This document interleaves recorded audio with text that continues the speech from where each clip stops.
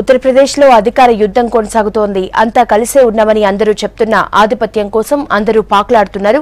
ఒకరి సన్నిహితులపై మరొకరు పరస్పర వ్యతిరేక చర్యలు తీసుకుంటున్నారు. అయితే నిన్నటి వరకు వేగంగా సాగిన ఈ పరిణామాలు ఇవాళ కాస్త స్లో అయ్యాయి.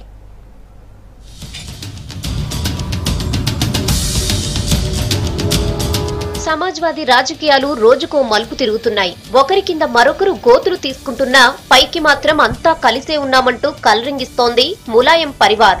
వరుస రాజకీయ పరిణామాల మధ్య గవర్నర్ రామ్ నాయక్ ను కలిశారు CM Akhilesh Yadav. CM governor ను కలవడంతో కాసేపు టెన్షన్ వాతావరణం కనబడింది. అయితే ఫార్మల్ మీటింగ్ అని రాజ్ భవన్ వర్గాలు తెలిపాయి. రాజకీయ పరిస్థితులను ముఖ్యమంత్రి గవర్నర్ కు వివరించారని, అలాగే నవంబర్ 3 నుంచి జరిగే రథయాత్రపైన చర్చ జరిగినట్టు తెలిసింది. శివపాల్ తో సహా 4 మంత్రులను తొలగించడంతో మంత్రివర్గంలో ఏర్పడిన ఖాళీలను భర్తీ చేసే అంశంపైన చర్చించినట్టు సమాచారం.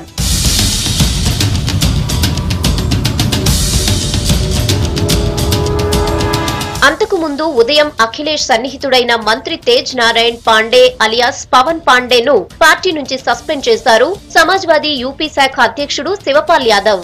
ఎమ్మెల్సీ ఆసు మాలిక్ తో గొడవ పడ్డందుకు పాండేను సస్పెండ్ చేస్తున్నట్టు శివపాల్ తెలిపారు. అలాగే పాండేను మంత్రివర్గం నుంచి కూడా తొలగించాలని కోరుతూ అఖిలేష్ కు లేఖ రాశారు. मुख्यमंत्री आवास 5 कालीदास मार्ग लखनऊ से धक्का मुक्की और उनकी पिटाई करने जैसे गंभीर दुराचरण और अनुशासनहीन आचरण के कारण उन्हें मंत्रिमंडल से बर्खास्त करने का कष्ट करें। मुख्यमंत्री को हमने ये पत्र लिखा है. ఆసు మాలిక్ తనపై నిరాధార ఆరోపణలు చేశారని ఆరోపించారు పవన్ పాండే. ములాయం అఖిలేష్ నాయకత్వంలోనే పనిచేస్తానని స్పష్టం చేశారు. 2017లో కూడా అఖిలేష్ ను సీఎం చేయడమే లక్ష్యంగా కార్యాచరణ ఉంటుందన్నారు. आसू मलिक ने झूठे और निराधार आरोप लगाए। माननीय मुख्यमंत्री जी के आवास पर कहीं कोई मारपीट, कोई बवाल नहीं हुआ किसी तरह का, और माननीय मुख्यमंत्री जी के सुरक्षा अधिकारी ने इसका बयान भी दिया कि मुख्यमंत्री आवास पर कहीं कोई इस तरह की घटना नहीं हुई। आसू मलिक क्यों झूठ बोल रहे हैं, क्यों ऐसे निराधार आरोप लगा रहे हैं, ये आसू मलिक ही बता पाएंगे. అధికారిక నివాసాన్ని ఖాళీ చేశారు శివపాల్ యాదవ్.